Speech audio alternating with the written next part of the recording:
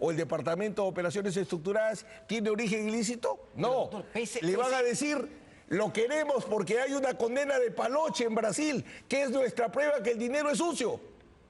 Ya anulamos la condena de Paloche. Usted dice que, como todo el caso Lavallato se cayó en Brasil, va a ser casi imposible que acepten una extradición jurídicamente, no políticamente. Estamos ya con el doctor César Nakazaki, abogado penalista y que además ha defendido también a la expareja presidencial en su momento. Doctor, ¿cómo está? Buenas noches, gracias por la invitación, Omar. A ver, doctor, en principio, uno de los puntos que se ha cuestionado y hemos escuchado varios enfoques, el asilo político que se le ha otorgado a Nadine Heredia. ¿Se está abusando de esta figura? El asilo político está regido por una convención, una norma internacional, señala que no se debe dar a procesados, condenados, salvo que en cualquier caso se evidencien motivaciones políticas, esto es, arbitrariedades en el desarrollo del caso. Y ayer, lamentablemente, un juzgado correcto, durante el desarrollo del juicio, cometió un craso error. Vamos a ir a ese punto que es clave, que tiene que ver con la decisión de mandarlos o enviarlos de manera inmediata. La privación de la libertad. libertad. Efectivamente, pero lo que usted señala está incluso en el artículo 3 del mismo tratado que se ha citado, ¿no? El tratado mencionado en el comunicado de la Cancillería dice que no es lícito conceder asilo a personas que al tiempo de solicitarlo se encuentren inculpadas, ojo, inculpadas o procesadas en forma ante tribunales ordinarios competentes y por delitos comunes. Pero hay una parte final. Ajá. La parte final dice salvo, si tienes el texto completo de la norma, dice salvo que en cualquiera de estos supuestos se determinara que hay motivaciones políticas. Motivaciones políticas. Entonces, o sea, el perseguido político siempre se le otorga asilo. Esa es la razón de ser. Exacto, pero esa norma. En el caso entonces de Humala Heredia, en el proceso que han llevado, lo que nos está diciendo el gobierno de Brasil es, oye, para nosotros el proceso, el juicio que están llevando es un juicio con motivaciones políticas. Sí, y hay una serie de antecedentes. El mismo Brasil ha vivido toda una experiencia de casos Lavallato donde la mayoría se ha caído porque se entendió que había motivaciones políticas. Cuando se dice por qué se elige a Brasil para el otorgamiento del asilo, porque Brasil es el único que sabe, por ejemplo, que nunca se ha determinado el origen del dinero que se utilizaba en el Departamento de Operaciones Estructurales, porque allá los casos eran de sobornos. La finalidad del dinero, si hubo pago o no, no interesaba el origen. Pero acá son casos de lavado de activos. Y ese es uno de los defectos que tendría esta sentencia que aún no se dicta. Porque cuando yo escucho hoy y ayer, ya está sentenciada, ya está condenada, es incorrecto. Ayer lo que se ha dado es un adelanto, un boca de urna, un flash. Claro. Vamos a ir a ese punto. Vamos a me interesa que entremos a los detalles de la sentencia, doctor, pese a que esta todavía efectivamente no se conoce y se va a conocer el 21 de abril. Pero a lo que quería ir con esta relación de Brasil. Te lanzo algunas ideas. Primero, Brasil está sensibilizado a lo que significó Lavallato y las intervenciones. Luego, la actuación de los fiscales acá. Pero no solo Brasil, sino que hay que personificarlo, sino que el propio presidente Luis Ignacio Lula da Silva es, digamos, muy sensible a este tema porque él estuvo en la cárcel justamente por el caso Lavallato. Efectivamente, pero es por un tema de OAS. Pero hay una serie, por otro caso, ¿cómo impacta? El caso de acá se dice que Brasil se generó una actividad criminal ilícita porque se condenó al ministro de Economía Paloche. Esa sentencia se anuló. Todos los casos contra los políticos que se dieron en Brasil se anularon y pasaron a la justicia electoral. Entonces, no solo es el tema de Lula. La sociedad brasileña ha visto cómo se ha ido desbaratando la fuerza de tareas equivalente al equipo Lavallato acá y cómo se han ido desmontando todos los procesos. Sí, y a ver, es verdad, se ha ido desmontando todos los procesos, yo no podré decir mal por el Brasil y por la justicia brasileña, porque lo que si es que no hubiera razón. Pero por lo que sí ocurrió, doctor, lo que sí ocurrió, y esto fue un escándalo a nivel global, no solo en Brasil, es que las constructoras brasileñas declararon y aceptaron haber pagado sobornos a funcionarios públicos en Brasil y en otros países para conseguir licitaciones. Es decir, el caso de corrupción sí se generó. Sí, pero hay que diferenciar algo que yo siempre he insistido. Una cosa son los casos de corrupción y otra cosa son los casos de aportes de campaña. Yo estoy hablando de casos de aportes de campaña. Exacto, pero sí hubo un caso de corrupción clarísimo. Una mega corrupción regional por parte de las grandes constructoras brasileñas. Por eso empezaba con ese punto, porque Nadine Heredia acude al Brasil, y acude más que al Brasil, porque hay que decir las personas, acude al presidente Lula da Silva, que es hoy justamente la cabeza del gobierno. Y el presidente Lula da Silva está implicado también, o estuvo implicado en todos estos casos. Claro, pero eso sería reducir, el mensaje ahí es una relación espuria entre Nadine y Lula lleva, pero yo te digo, amplié un poco más el margen, pues un poco más el margen. El tema es privados arbitrariamente de su libertad, y con un equipo de fiscales donde confunden qué es el derecho con la política, se da también este caso. O sea, quien otorga el asilo es el gobierno de Brasil, ¿no? Sí, claro, pero que el gobierno tiene un presidente que es Luis Ignacio Pero Lula da también Silva, tiene otros ministros, pero también tiene ministros que tú y yo no conocemos. ¿Para qué vamos a cuestionar al ministro de Justicia de Brasil? ¿Por qué? Pero esto no, más bien, no reflejaría justamente los vínculos y los lazos estrechos que había entre Humala Heredia y justamente el presidente Lula da Silva. Sí, pero hay una cosa, Omar. Un lazo donde haya aportes dinerarios no es delictivo. No es un lazo de corrupción, no hay sobornos, no hay sobornos. En el caso gasoducto, que es el caso más importante que iban a hacer las constructoras acá, no hay sobornos. Vamos a ir al fondo que tiene que ver con... Me haces acordar un poco como condenaron por corrupción en Brasil, ya automáticamente todo el dinero... Lo único que quiero dejar, digamos, y preguntarle más que dejar, es si esta decisión... Si Lula es presidente de Brasil, si esta decisión que han tomado no reflejaría más bien los lazos, que es un poco lo que dijo, me parece, el día de hoy el fiscal Germán Juárez. Dicho, bueno, ahí está, pues... Pero él es el otro lado, pues él es la alianza, entonces tiene que defender. Pues. Él dice, ahí está demostrado los lazos muy fuertes que había justamente con el presidente. Pero no delictivos, que yo agregaría lazos, pero no lazos delictivos, porque no ha habido una relación de corrupción. Claro, nuevamente es caso de aportes de campaña. Pero no debilita la posición de la defensa, justamente los Humala Heredia, cuando esto suba a las apelaciones. Mira, como he participado, esa familia fue destruida. Padre y madre a la cárcel. Salen y a los días que salen, se les bota de su casa con sus hijos. Esa privación, eso debió considerar el juzgado, esa prisión preventiva fue declarada inconstitucional. Entonces, ¿qué? Había que dejarse nuevamente que los dos vayan a la cárcel. Hay también pues un derecho natural, ¿no? La persona tiene derecho a preservar su libertad cuando entiende que está siendo arbitrariamente privado de ella. Claro, pero en términos ya, digamos, del proceso en sí, para salir de Brasil, la decisión que ha tomado Nadine Heredia de refugiarse, de pedir el asilo del gobierno brasileño, ¿no complica la situación legal o el proceso en las apelaciones futuras? No, por una razón. Si tú me dices psicológicamente o jurídicamente, psicológicamente sí puede prejuzgar mil cosas. ¿No? Jurídicamente no, porque lo que se tiene que revisar es, primero, si se puede privar de la libertad a una persona sin que exista sentencia, porque jurídicamente ayer no se ha producido una sentencia y sin embargo se ordenó la privación de la libertad y Ollanta está preso y no existe sentencia. La presidenta del Poder Judicial dice no al asilo, impunidad. Y nadie levanta su voz para decir que sin una sentencia condenatoria que se esté ejecutando se priva de la libertad de una persona. Vamos a ese punto. No sé si podemos escuchar justamente y exactamente lo que dijo la presidenta del Poder Judicial el día de hoy, Yanet Tello, donde habla que se está dando efectivamente un mensaje de impunidad. Escuchemos. La justicia penal solo persigue la verdad de los hechos. Jamás fines políticos que justifiquen un asilo internacional. Ello no hace más que perpetuar un mensaje de impunidad, el cual rechazamos de manera tajante. Ahí está, ¿no? Como usted lo decía, la presidenta del Poder Judicial diciendo esto es un mensaje de impunidad, nadie debería estar sobre la ley. Pero si no es un análisis sesgado ideológico, la impunidad tiene que ser reemplazada por la justicia. La justicia es fruto de aplicación de la ley. Solo hay dos formas de privar de la libertad a un ser humano en un juicio. O porque hay una sentencia condenatoria que se empieza a ejecutar provisionalmente, o porque la comparecencia se cambia por prisión preventiva. Ninguno de esos dos supuestos se produjo ayer. Ayer lo que ha pasado es una figura que se llama adelanto de fallo.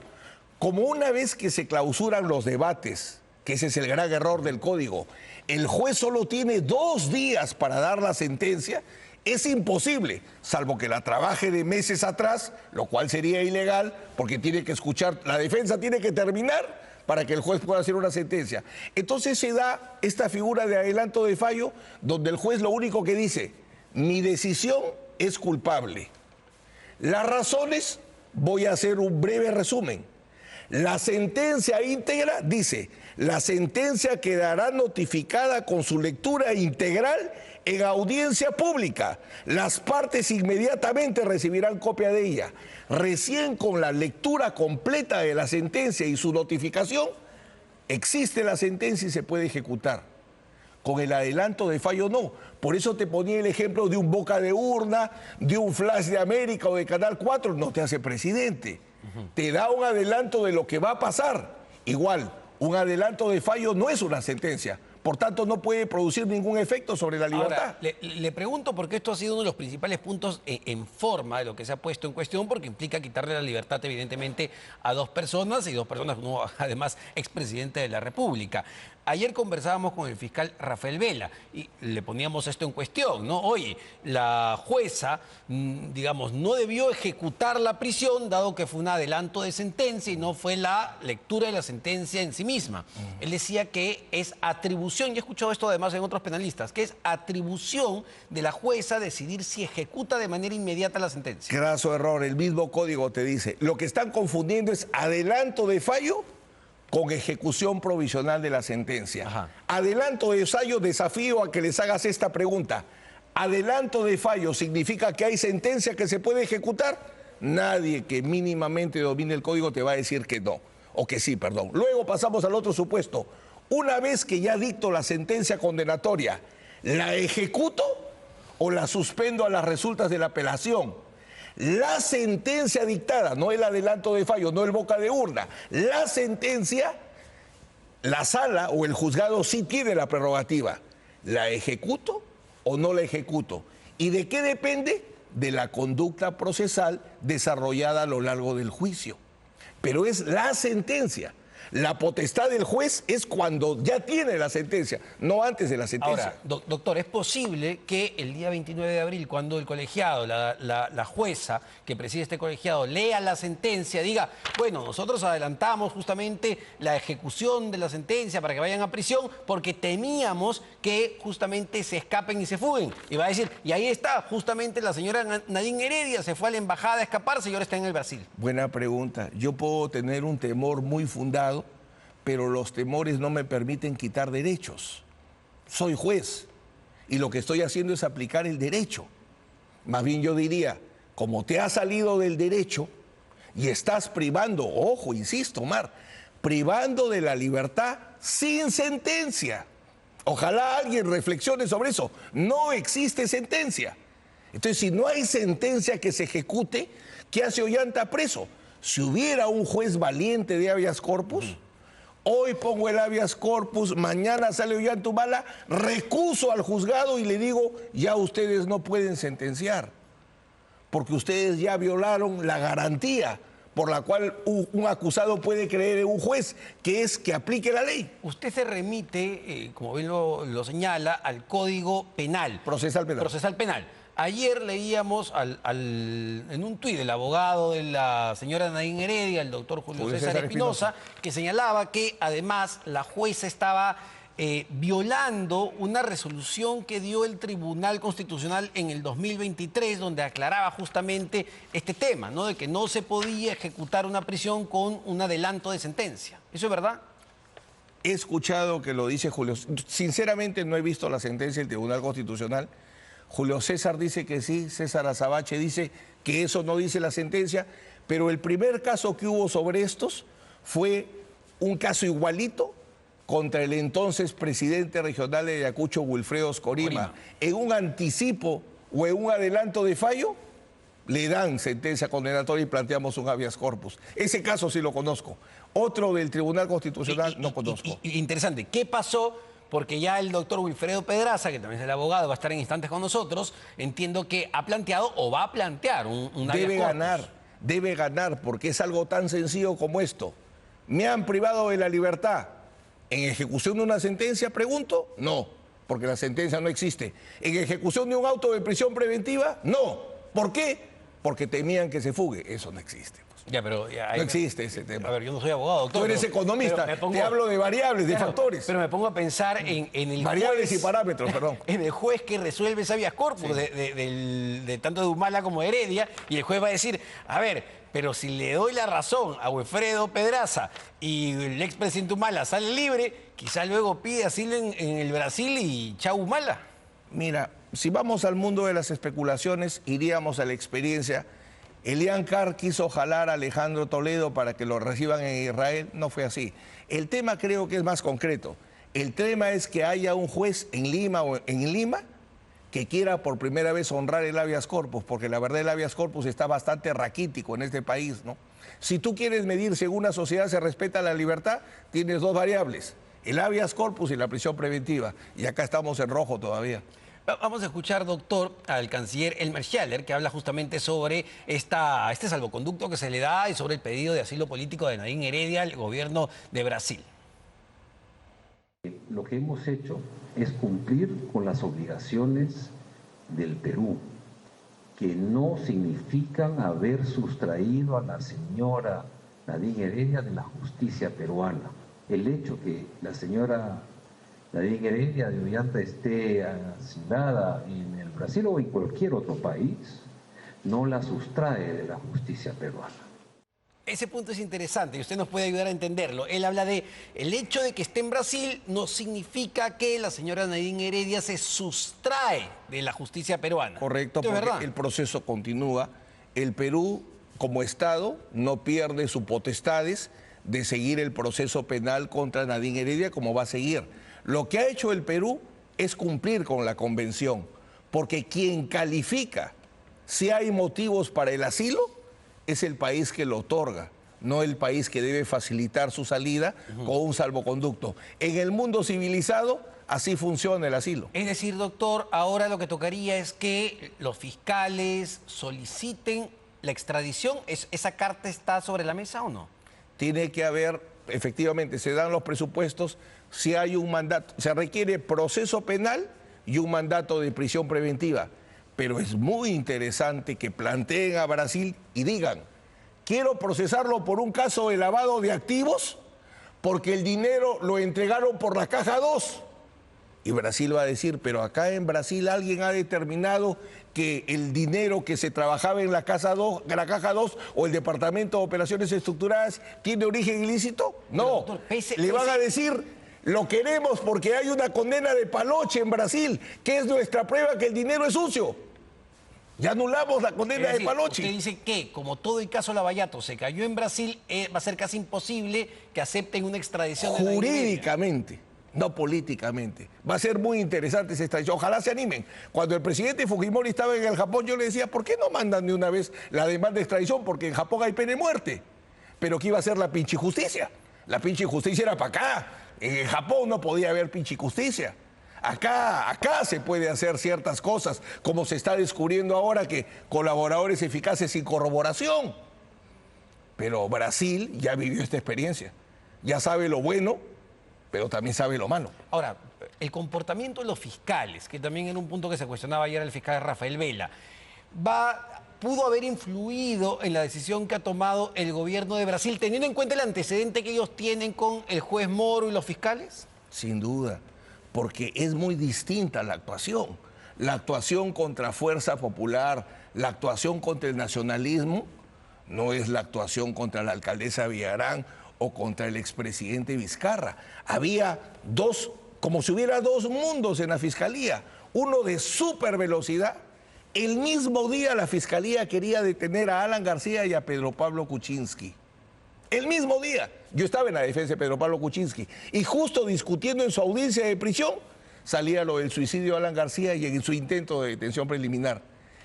He visto unos casos donde vuelan Y he visto otro caso donde parece que las salas se pierden. Ahora, a ver... Eso es un argumento en una discusión de un proceso internacional de un factor político. Entiendo que usted cuestiona con argumentos técnicos además la sentencia que ha dado el colegiado el día de ayer. No hay sentencia. El adelanto de sentencia.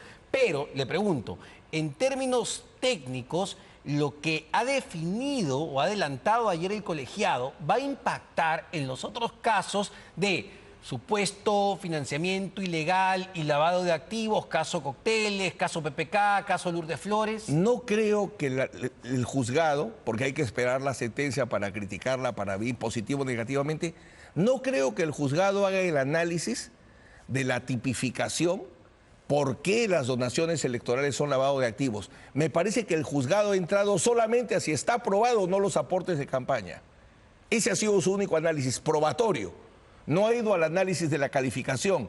Y lo que necesitan todos los casos vinculados a los aportes de campaña es una sentencia clara que explique por qué sí o por qué no los aportes de campaña o donaciones electorales no pueden configurar lavado de activos. Porque entiendo, doctor, digamos, con este adelanto de sentencia, lo que ha comentado ya la jueza, que para ellos, al menos en el caso Odebrecht, la plata que entró a la campaña de Ollantumala en ese momento, esos 3 millones de dólares, sí provenía de fuente ilícita, sí provenía de la Caja 2. Eso es al menos el argumento que ha dado la jueza. Pero llegan hasta la Caja 2, pero el tema es que Germán Juárez en su acusación dice eso. El dinero tiene origen ilícito. Ajá. ¿Por qué? Porque al exministro Palocci lo han condenado por corrupto. Ese es el argumento que da. Ni siquiera trabaja operaciones estructuradas. Eso es algo que se fue entendiendo en el tiempo. Por la propia declaración de los directivos de Odebrecht, ¿no? Ellos decían que la plata en la Caja 2 era plata, digamos, de origen corrupción. Ilícito nunca. Ellos han testificado que se dio la donación, pero nunca han señalado que, y es más, no solo no han señalado, sino nunca ninguna autoridad judicial establecida en Brasil, si el origen del dinero que se utilizaba tenía o no una actividad, provenía de una actividad criminal. Porque acá llegamos a conocer el Departamento de Operaciones Estructuradas, pero no conocimos el área de generación de recursos, que era el área a analizar si es que se querían trabajar casos de lavado de activos. Entonces, ¿qué está pasando o qué implica la decisión que está tomando este colegiado? Ellos están presuponiendo que tanto la plata de Venezuela como la plata de Brasil era dinero ilícito. Por la finalidad. En este set, y en otra época, di la primera explicación de este caso. Justamente en un programa como este. Una cosa es, yo salgo a la calle y en este momento soborno a un policía. El fin de mi dinero es ilícito, porque lo estoy entregando a la corrupción, pero el origen del dinero es mi trabajo. Acá solo se han preocupado en decir, ¿para qué sirvió el dinero en Brasil? Para pagar sobornos. Perfecto.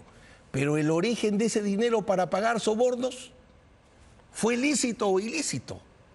No existe, Omar, un solo caso Lavajato, vivo o muerto, en el que se haya determinado en Brasil que del Departamento de Operaciones Estructuradas, porque Marcelo Odebrecht, que es el único que ha explicado eso, porque acá no se le tomó su testimonio a Marcus Grillo, que era el arquitecto de las finanzas.